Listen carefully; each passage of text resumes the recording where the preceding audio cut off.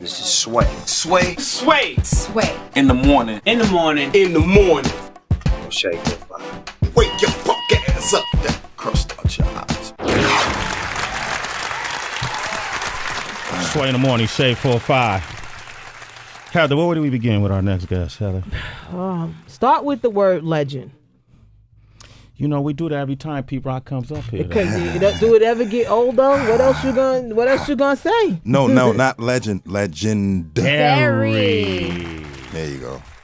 Pete, how you been? I've been chilling. Yeah? Yeah, I'm just chilling. You guys got this big show tonight, Masters of Ceremony. Yeah, that's gonna be love. You know, I had a release party at Brooklyn Bowl this week that was also dope. Shout out to everybody that came out for that. Show love. The Peace Instrumentals too? Yeah, man. Talk about the Peace Instrumentals too. It's basically part 2 to part 1. If everybody knows, I put out a part 1, and it's just a continuation to beats that's just been sitting around. And so, are they sample beats or original? They're original, and a lot of it is samples, of course. You know what I'm saying? Because it's that's hip hop. You know what I mean? That's what we do in hip hop. Now, when you say sitting around, like, how many of these beats were like made for certain artists? Like some of them were made for artists and they just didn't use them? Yeah, I put, sometimes these beats go on a CD and, I'll play them for artists. And the ones that they don't pick, I just, and then I'll do the same thing again with other artists. And the ones they don't pick, you put on the project, right? Yeah. Has there ever been a beat that an artist passed on that you was like, wow? Yeah. Yeah. Who was the artist? I don't know. Let me see. I can't remember the artist, but I'm gonna say that their ears are very, very different, and you have to do a lot of convincing with these artists to say, hey man, I'm telling you, this will win. Yeah, you know what I mean. And help them understand that. Okay, has there been a beat somebody decided to do because you pushed them to do it and it turned out being a winner? Right. Yeah. Give me an example of that. A lot of Heavy D stuff. Heavy D stuff. Yeah. Wow. Yeah. A lot of Hev stuff. Of course, the CL stuff. You know. Let me see. Who else? Everybody else was just kind of fell into beats that I played, and like the Nas's, the Biggies. What about Torre, man? You and Torre? That's my dude. Yeah, Torre. That's our family up here. Of course. That's the big homie. Shout out. What's it like working with Torre? Oh man, he's just like a hungry guy. You know what I'm saying? Real hungry, and him and Sky Zoo. Yeah.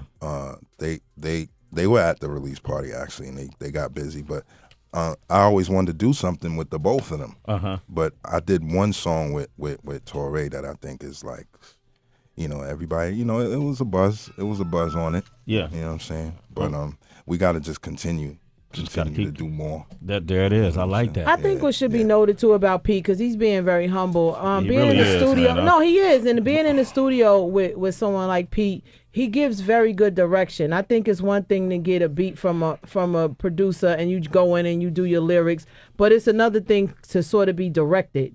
And he gives very good direction in the studio. So it must have been crazy when you get it, when you mention names like Nas and Heavy D, rest in peace, and different artists. I think that a lot of the reason why the songs came out the way they came out, because you're not just a producer, you're actually giving direction in terms of delivering your vocal as well. Yeah, that was like one of I was taught that from Hev. You know what I'm saying? Oh wow. Yeah, he used to talk to me about structuring songs and putting bridges and stuff, and like I said, I learned that from him and Eddie F. Eddie F. Wow, Eddie F. Legendary. Yeah. Now, P, obviously you've had so many damn wins, but because you're human, there's probably some losses that we probably don't know about at all. But I'm wondering, because I'm thinking about like sports, because the draft was last night. If a team loses, a lot of times they'll analyze why. You know what I mean? And I'm wondering if a song that you thought was really gonna pop does it. Do you just go back to the drawing board, or do you actually sit down and figure out why? I think I don't even do that. I just keep it moving. Yeah. You know what I mean? Beats. That's it. Okay, got it. Who was the most challenging artist you had to work with, like figuring out that formula? Challenging. I have to say a little bit of Run DMC. That was a bit of a challenge, but it was fun. Because I had to do some convincing to with the Down with the King, some big, to Russell and Leo. I had to convince them cats. Yo, this is the new. You know what I mean? Yeah. And yeah, I remember that, and it kind of ushered them into a new era. They had to change their rhyme patterns up a little bit too. Yeah, right. Yeah, but how did that turn out? It turned out good, actually. Yeah. You know what I'm saying? Yeah. Now, DJ Wonder, you're a producer, man. You got Pete Rock right here, man. Take advantage of it. Well, speaking of that, like you had to change Run DMC's sound. How's you been changing your sound? Like you hear everything with 808s and everything nowadays. Have you ever tried to incorporate that with some of the newer stuff you've been producing? You know what? I do, but I don't overdo it. You know what I'm saying? It's like, you'll hear it in the beat. You'll hear it hit every 2 bars or maybe every 4 bars, but not every half a bar. Are you gonna do like a 48 BPM banger? Like, that's what everybody's doing right now. Probably. If the mood is there. You know what I'm saying? What equipment are you using now? You started, everybody knows you for SP1200, then you moved to MPC, I guess, a little bit after that. Yeah. What are you doing now? The MP, the Renaissance, 2000 XL. I'm in the MP world. Who's some of the like younger producers that you or newer producers that you like their sound? Knots. Like Knots. Yeah, okay. my man Knots. He kind of bananas.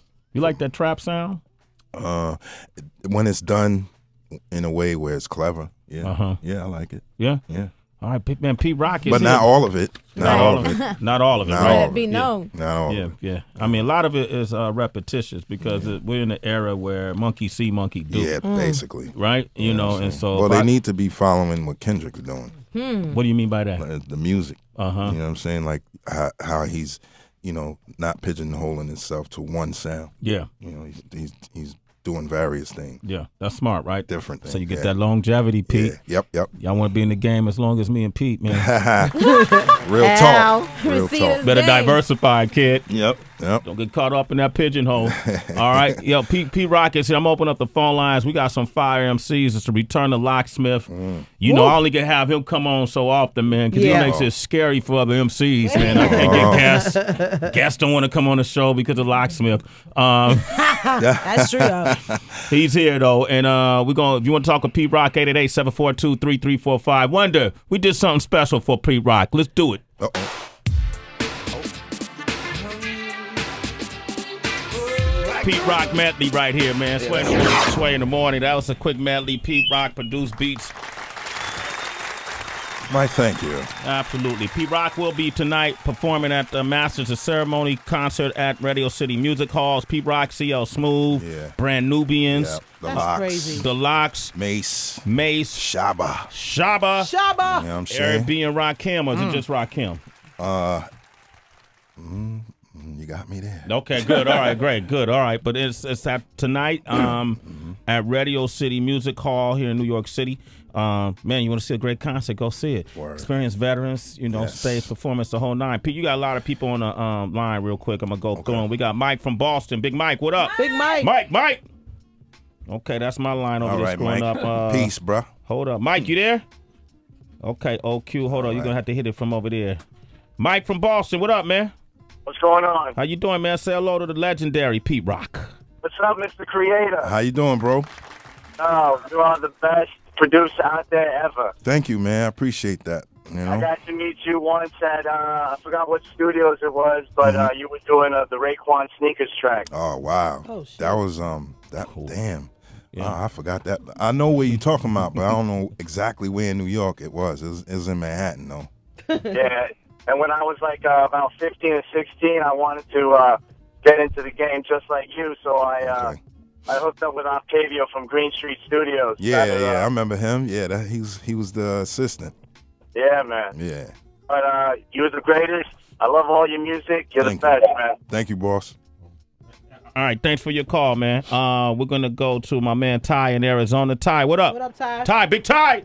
What's up, guys? Hey, Pete Rock, it's one of the things that it's an honor to be sharing the same line with you and being talking to you, and you too, Sway. Oh, thank and you. all the Thank people you. in the studio. So I had a quick question for Pete. I want to say, obviously, you've worked with a lot of great artists, but I was curious as to, when you're working with, obviously he's not so new anymore, but with Kanye West and working with those types of guys, I was curious as far as when you get that much creative juice in the same room, I mean, what's the process you guys go through with kind of creating a track or creating the same vibe that you're trying to create on a track?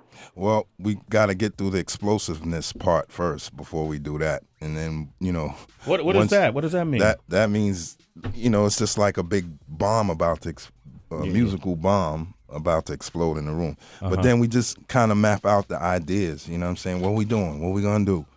Type, you know what I'm saying? And then once, I get to playing beats, and then the ideas start flowing, and I wait for somebody to say that one. Okay. Now, have you learned?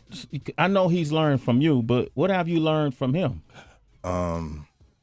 Just the new way. Yeah. Just the new way. Just what it is today, which I kind of kept my ears tuned to the streets a lot. Yeah.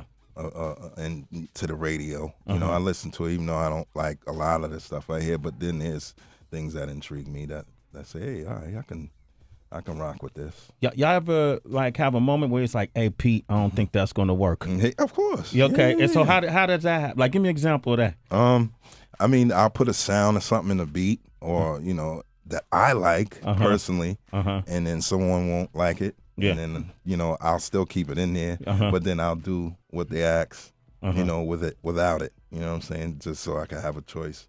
That's how I used to do when I rapped on remixes. You know what I'm saying? It's like I did one with the rap, one without. If they like it, they'll keep the one with the rap. Okay. Because I can imagine when MCs get in the room, it's kind of competitive. Is it true for producers too? Yeah. Well, yeah. When we was doing Illmatic, it was a competitive. It was nothing but competitive juices. Yeah, you, flowing. Primo, yeah, LP, Q-Tip. It was crazy. Yeah. Who you think won? We all won. We all won, right? That album's on the mountaintop. Yeah. Hip hop won. Yeah, all right, man. Speaking of hip hop winning, man, this is a guy that I want to introduce you to, Pete. Yeah. I've been telling you. Well, he kind of introduced himself to me. He did? Yeah. Okay. As he should. You know what I'm saying? He knows what's up.